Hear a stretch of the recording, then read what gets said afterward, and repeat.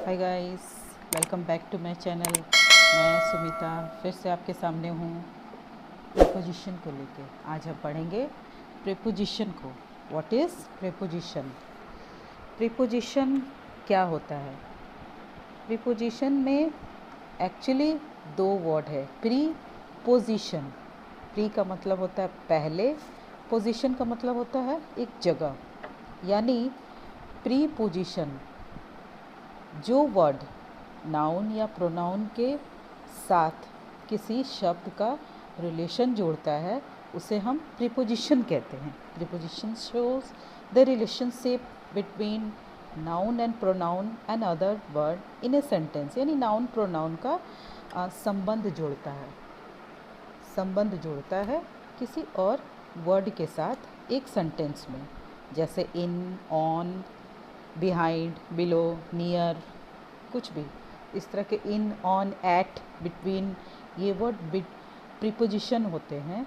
Preposition मतलब संबंध जोड़ने वाला शब्द, जैसे इन, ऑन, बिहाइंड, ये किस सेंटेंस में किसी न किसी का संबंध एक दूसरे के साथ जोड़ते हैं। जैसे हम ऑन का यूज़ पढ़ेंगे। ऑन का यूज़ क्या होता है? तो ऑन का यूज़ किसी सरफेस के लिए, किसी भी सरफेस के ऊपर अगर कुछ बुक्स रखा हुआ है, कुछ भी थिंग्स के कोई भी सरफेस के ऊपर कुछ है तो उस वहाँ पे हम ऑन का यूज़ करते हैं।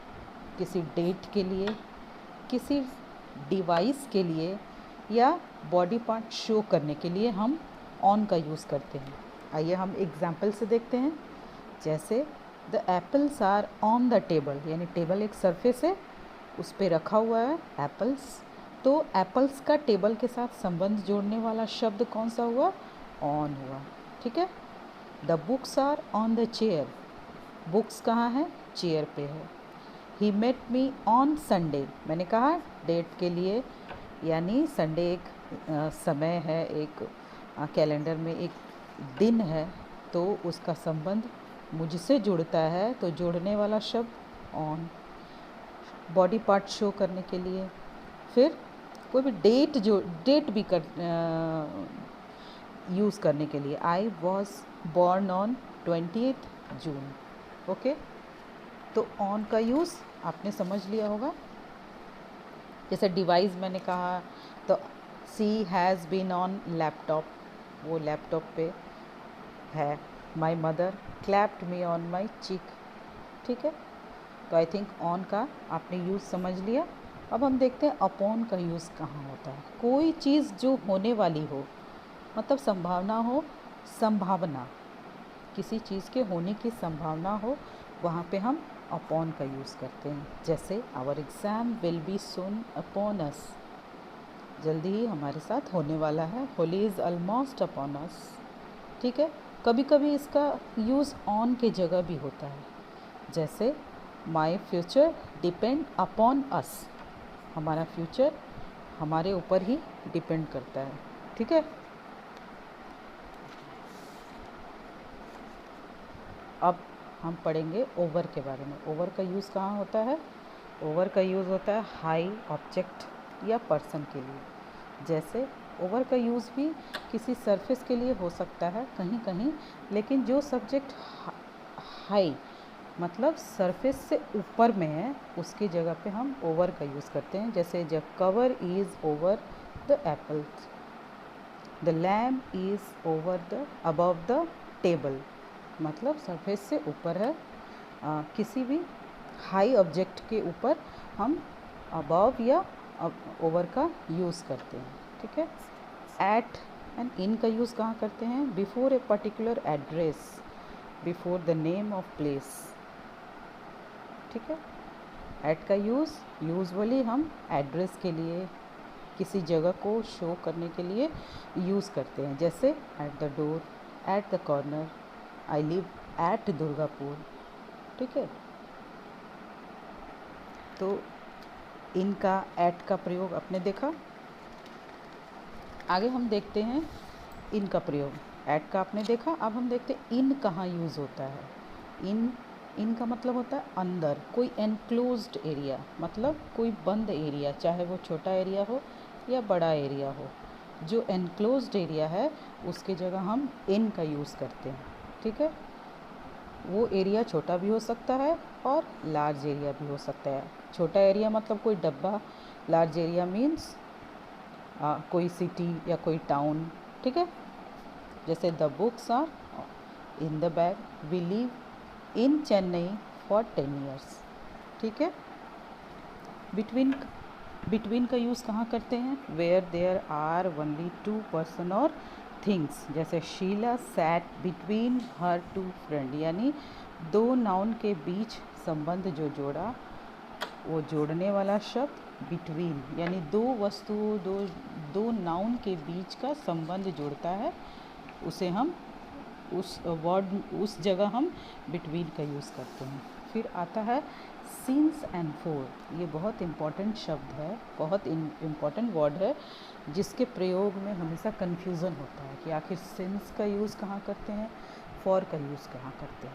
तो सिंस का यूज़ हमेशा कन्फर्म टाइम के लिए करते हैं। जैसे सुबह एक कन्फर्म टाइम है, शाम एक कन्फर्म टाइम है, 1980 कन्फर्म टाइम है, 1910 एक कन्फर्म टाइम है। तो इस तरह की जगह पे हम सिंस का प्रयोग करते हैं। एग्जाम्पल में देखते हैं, Naresh and Smita have been living in Bhopal since 2007। यहाँ एक डेट है, एक ईयर है जिसके बारे में बताया गया है, एक confirm year 2007। I have been waiting for you since Monday, मतलब सुबह मॉर्निंग से मैं तुम्हारा वेट कर रही हूँ। मॉर्निंग एक स्पेसिफिक टाइम या कंफर्म टाइम के रूप में यूज़ किया जाता है। मॉर्निंग और इवनिंग या नाइट को एक कंफर्म टाइम के रूप में यूज़ किया जाता है। बट फॉर भी टाइम के लिए यूज़ किया जाता है, लेकिन एक कंफर्म टाइम नहीं होता है। जैसे मैं 10 साल से कर तो रहा हूँ वेट, बट ये 10 साल कंफर्म नहीं है कि कब से कब तक। अगर मैं बोलता हूँ 10 दिसंबर से कर रहा हूँ तो वो एक कंफर्म टाइम हुआ, बट 10 साल से वेट कर रहा हूँ तो ये कंफर्म टाइम नहीं है, तो इस जगह पे हम फॉर का यूज़ करेंगे। जैसे एग्जांपल में देखते हैं, Naresh and Smita have lived in Delhi for 4 years। अब ये कौन से 4 years है पता नहीं है, तो इन जगहों पे हम फॉर का यूज़ करते हैं, ठीक है।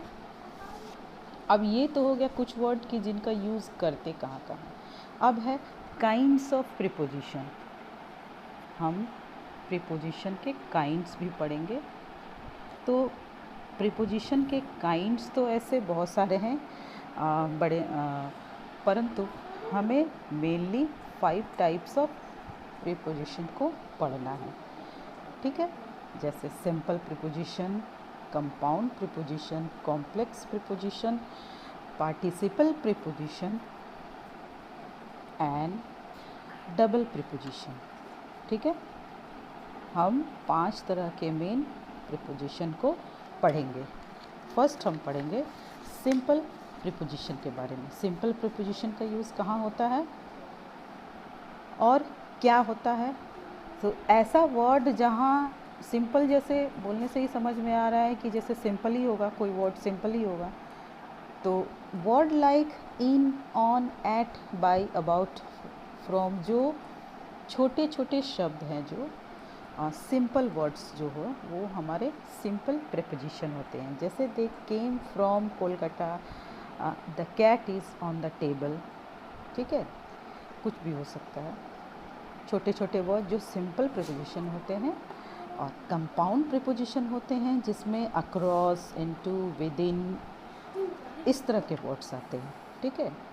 जैसे put the bread into the bread bin, ठीक है। तो ये हमारा हो गया कंपाउंड प्रीपोजिशन। अब है हमारा डबल प्रीपोजिशन। डबल प्रीपोजिशन क्या होता है? जहाँ पे 2 तरह के सिंपल प्रीपोजिशन मिल के बनते हैं, उन्हें डबल प्रीपोजिशन। 2 तरह के सिंपल प्रीपोजिशन मिलते हैं तो डबल बनाते हैं, ठीक है। जैसे इन और टू एक प्रीपोजिशन, अलग अलग प्रीपोजिशन है। ये इन टू, अप और ऑन मिल के बना अप ऑन, यानी upon. Once upon a time there was a fairy land, ठीक है। फिर है फ्रेजेस या कॉम्प्लेक्स, ठीक है। फ्रेजेस या कॉम्प्लेक्स। एन ऑब्जेक्ट और ए preposition for time and in time. ठीक है, अब आता है उसके बाद पार्टिसिपल। पार्टिसिपल जो शब्द ईडी से इंड हो या आईएनजी से इंड हो, वहाँ पार्टिसिपल प्रीपोजिशन होता है। ठीक है, तो जैसे ड्यूरिंग आईएनजी लगा है, कंसर्निंग आईएनजी लगा है, प्रोवाइडेड मतलब मेरे साथ मेरे भाई को भी बुक दिया जाए, प्रोवाइड किया जाए तो प्रोवाइडेड।